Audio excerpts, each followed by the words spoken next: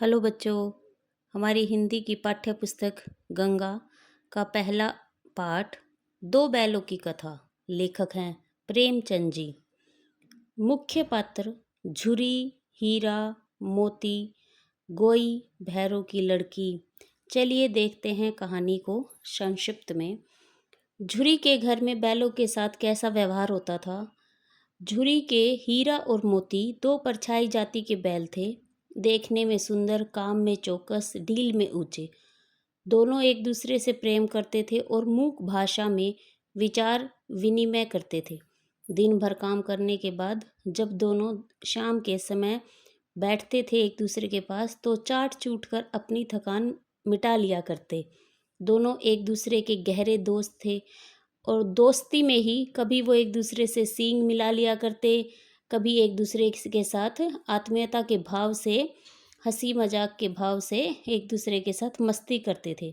और दोस्ती में ऐसा अच्छा भी लगता है। इसके बिना दोस्ती कुछ फुसफुसी और कुछ हल्की सी हो जाती है। झुरी के घर में दोनों बड़े प्रेम से रहते थे। नाद में खली भूसा पड़ जाने के बाद दोनों साथ उठते, साथ नाद में मुंह डालते और साथ ही बैठते थे। एक मुंह हटा लेता तो दूसरा भी हटा लेता था। जिस वक्त ये दोनों बैल हल या गाड़ी में जोत दिए जाते और गर्दन हिला हिलाकर चलते, दोनों का जीवन बड़े ही सुख से चल रहा था। झुरी ने एक बार गोई को ससुराल भेज दिया। गया, जो कि झुरी का साला, बैलों को भी साथ ले गया। गया के घर जाते समय बैलों का व्यवहार विद्रोही और दुखी था। उन्हें लगा कि उनके मालिक झुरी ने उन्हें बेच दिया, इसलिए वो बहुत ही बुरा महसूस कर रहे थे। गया के साथ जाते समय रास्ते में दोनों बैलों ने उसे बहुत परेशान किया। गया जब उन्हें हाँकता तो वे कभी भागने की कोशिश करते तो कभी रास्ते में ही खड़े हो जाते। अगर ईश्वर ने उन्हें वाणी दी होती तो झुरी से पूछते, तुम हम गरीबों को क्यों निकाल रहे हो? हमने तो तुम्हारी सेवा करने में कोई कसर नहीं उठा रखी। अगर इतनी मेहनत से काम न चलता था तो और काम ले लेते। हमें तो तुम्हारी चाकरी में मर जाना कबूल था। हमने कभी दाने चारे की शिकायत नहीं की। तुमने जो कुछ खिलाया वह सिर झुकाकर खा लिया। फिर तुमने हमें इस जालिम के हाथ क्यों बेच दिया? शाम तक दोनों बैल अपने नए स्थान पर पहुंच गए। दिन भर के भूखे थे, लेकिन जब नाद में लगाए गए तो एक ने भी उसमें मुंह न डाला। दिल भारी हो रहा था। जिसे उन्होंने अपना घर समझ रखा था वह आज उनसे छूट गया। यह नया घर, नया गांव, नए आदमी, सब उन्हें बेगाने से लगते थे। दोनों ने अपनी मूक भाषा में सलाह की। जब गांव में सोता पड़ गया तो दोनों ने जोर मारकर पगहे तुड़ा डाले और सुबह तक वो झुरी के पास जाकर खड़े हो गए। दोनों की गर्दनों में आधा आधा गराव लटक रहा था। पांव कीचड़ से सने थे और विद्रोह में स्नेह झलक रहा था। घर और गांव के लड़के जमा हो गए और तालियां बजा बजा कर उनका स्वागत करने लगे। गांव के इतिहास में यह घटना अभूतपूर्व न होने पर भी महत्वपूर्ण थी। एक बालक ने कहा, ऐसे बैल किसी के पास न होंगे। दूसरे ने समर्थन किया। तीसरा बोला, बैल नहीं, वे उस जन्म के आदमी हैं। बैलों को दोबारा देखकर झुरी की पत्नी को भी बड़ा गुस्सा आया। उसने कहा, कैसे नमक हराम बैल हैं, और उन्हें खाने पीने के लिए कुछ न दिया। दूसरे दिन झुरी का साला फिर आया और बैलों को ले चला। अब की बार तो उसने उन्हें मोटी रस्सियों से बांधा और कल की शरारत का मजा चखाया। फिर वही सूखा भूसा डाल दिया। अपने दोनों बैलों को खली, चुनी, सब कुछ दी। दोनों बैलों का ऐसा अपमान कभी न हुआ था। दोनों एक दूसरे से कह रहे थे कि झुरी ने तो उन्हें कभी फूल की छड़ी से भी नहीं मारा।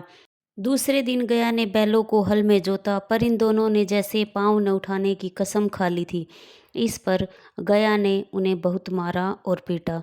हीरा ने मूक भाषा में कहा, भागना व्यर्थ है। मोती ने उत्तर दिया, तुम्हारी तो इसने जान ही ले ली थी। हीरा ने कहा, जब बैल का जन्म ले लिया तो मार से कहाँ तक बचेंगे। शाम के समय फिर दोनों को वही सूखा भूसा डाल दिया गया। दोनों चुपचाप खड़े रहे। घर के लोग भोजन करने लगे।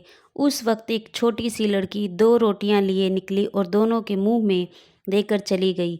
उस एक रोटी से इनकी भूख तो क्या शांत होती, पर दोनों के हृदय को मानो भोजन मिल गया। यहाँ भी किसी सज्जन का वास है। लड़की भैरों की थी, उसकी माँ मर चुकी थी। सौतेली माँ उसे मारती रहती थी, इसलिए इन बैलों से उसे एक प्रकार की आत्मीयता हो गई थी। अपने साथ गया के इस दुर्व्यवहार को देखकर फिर से एक बार दोनों ने भागने की कोशिश की, लेकिन रस्सियां अब की बार इतनी मोटी थी कि चबाई नहीं जा रही थी।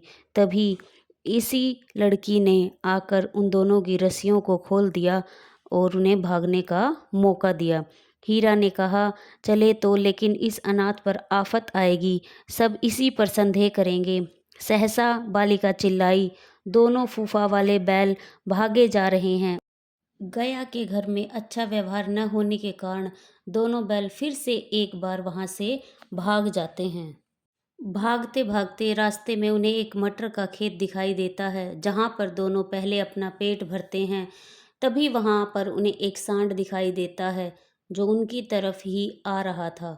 दोनों मित्र एक दूसरे के साथ मिलकर उस सांड को हरा देते हैं। दोनों फिर से एक बार मटर के खेत में चले जाते हैं, और जैसे ही वह वहाँ मटर खा रहे होते हैं, कुछ लोग उन्हें पकड़ लेते हैं और पकड़कर कांची होश में डाल देते हैं। दोनों मित्रों के जीवन में पहली बार कांची होश में ऐसा दिन आया जो खाने पीने को कुछ न मिला। समझ में ही न आता था यह कैसा स्वामी है। इससे तो गया फिर भी अच्छा था। यहाँ कई भैंसें थी, बकरियाँ, घोड़े, गधे, पर किसी के सामने चारा न था। सब जमीन पर मुर्दों की तरह पड़े थे। कई तो इतने कमजोर हो गए थे कि खड़े भी न हो सकते थे। सारा दिन दोनों मित्र फाटक की ओर टकटकी लगाए ताकते रहे, पर कोई चारा लेकर आता न दिखाई दिया। हीरा के दिल में विद्रोह की ज्वाला दहक उठी। उसने अपने आप को स्वतंत्र कराने के लिए काजी होश की दीवार को तोड़ना शुरू किया। मोती के बार बार मना करने पर भी वह प्रयास करता रहा। उसी समय कांजी होश का चौकीदार जानवरों की हाजिरी लेने आया। हीरा की इस हरकत को देखकर उसने उसे कई डंडे मारे। मोती ने उससे कहा, आखिर मार खाई, क्या मिला?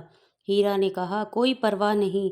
मेरे मार खाने से अगर यह बेचारे बाकी के जानवर आज़ाद हो सकते हैं तो इससे अच्छी और क्या बात हो सकती है। हीरा की इस बात को सुनकर मोती में भी जोश आ गया और उसने अपने प्रयास से काजी होश की उस दीवार को तोड़ दिया। दीवार के टूटते ही अधमरे से पड़े सभी जानवर वहां से भाग गए। हीरा के पैरों में रस्सी बंधी थी, जिसके कारण वह भाग न सका। मोती ने बड़ा प्रयास किया कि उसकी रस्सी को तोड़ दे, लेकिन वह नहीं तोड़ सका। मोती ने देखा कि दो गधे वहां खड़े हैं। मोती ने उन्हें अपने सींगों से मार मार कर बाड़े के बाहर निकाल दिया और अपने मित्र के साथ वहीं खड़ा रह गया। एक सप्ताह तक दोनों मित्र वहां बंधे पड़े रहे। किसी ने उन्हें खाने पीने को कुछ न दिया। कुछ दिनों के बाद नीलामी में एक दढ़ियल आदमी आया और उन्हें खरीद कर ले गया। जब वह आदमी उन्हें घर लेकर जा रहा था तो अचानक से उन्हें एहसास हुआ कि यह तो वही रास्ता है जो झुरी के घर की तरफ जाता है। इसी कुएं पर हम पुर चलाने आया करते थे, यही कुआं है। मोती ने कहा, हमारा घर नज़दीक आ गया है। हीरा बोला, भगवान की दया है, मैं तो अब घर भागता हूँ। यह जाने देगा, इसे मैं मार गिराता हूँ। दोनों भागकर झुरी के द्वार पर जाकर खड़े हो गए, जहाँ पर झुरी धूप में बैठा था। दोनों बैलों को देखते ही झुरी के मन में भी प्रेम उमड़ आया और दोनों को गले लगा लिया। दड़ियल झल्लाकर बैलों को जबरदस्ती पकड़ ले जाने के लिए बढ़ा। झुरी ने कहा, ये दोनों बैल मेरे हैं। दड़ियल ने कहा, क्या कोई सबूत है? सबूत कि ये मेरे द्वार पर खड़े हैं, इससे बड़ा और क्या सबूत तुम्हें चाहिए? उसी समय मोती ने सींग चलाया और दड़ियल को वहां से भगा दिया। जब दड़ियल वहां से चला गया तो हीरा ने कहा, मैं डर रहा था कि कहीं तुम गुस्से में आकर मार न बैठो। अगर वह मुझे पकड़ता तो मैं बेमारे न छोड़ता। अब न आएगा, आएगा तो दूर से ही खबर लूँगा। इतनी ही देर में नादों में खली, भूसा, चोकर और दाना भर दिया गया और दोनों मित्र खाने लगे। झुरी खड़ा दोनों को सहला रहा था और 20 लड़के तमाशा देख रहे थे। सारे गांव में उत्साह सा छा गया। उसी समय झुरी की पत्नी आई और उन दोनों का माथा चूम लिया। प्रेमचंद के कथा साहित्य में मनुष्य ही नहीं, पशु पक्षियों को भी आत्मीयता मिली है। उनकी भाषा सरल, जीवत एवं मुहावरेदार है। दो बैलों की कथा में प्रेमचंद जी ने किसानों के जीवन और पशुओं के साथ उनके भावनात्मक संबंधों को मार्मिक ढंग से दिखाया है। इस कहानी में उन्होंने यह भी बताया है कि स्वतंत्रता आसानी से नहीं मिलती, उसके लिए बार बार प्रयास करना पड़ता है। इस प्रकार परोक्ष रूप से यह कहानी स्वतंत्रता आंदोलन की भावना से जुड़ी है कि किस तरह हमारे स्वतंत्रता आंदोलनकारियों ने बार बार मेहनत की और उसके बाद ही हमें यह स्वतंत्रता मिली। हीरा और मोती के चरित्र चित्रण से यह संदेश दिया है कि हमें अपने मित्रों की विपत्ति में सहायता करनी चाहिए, उन पर अटूट विश्वास रखना चाहिए और एक दूसरे के साथ प्रेम भावना से मानवीयता के गुणों के साथ इस संसार में रहना चाहिए। फिर मिलते हैं एक और नई वीडियो के साथ। जय श्री राम सभी को।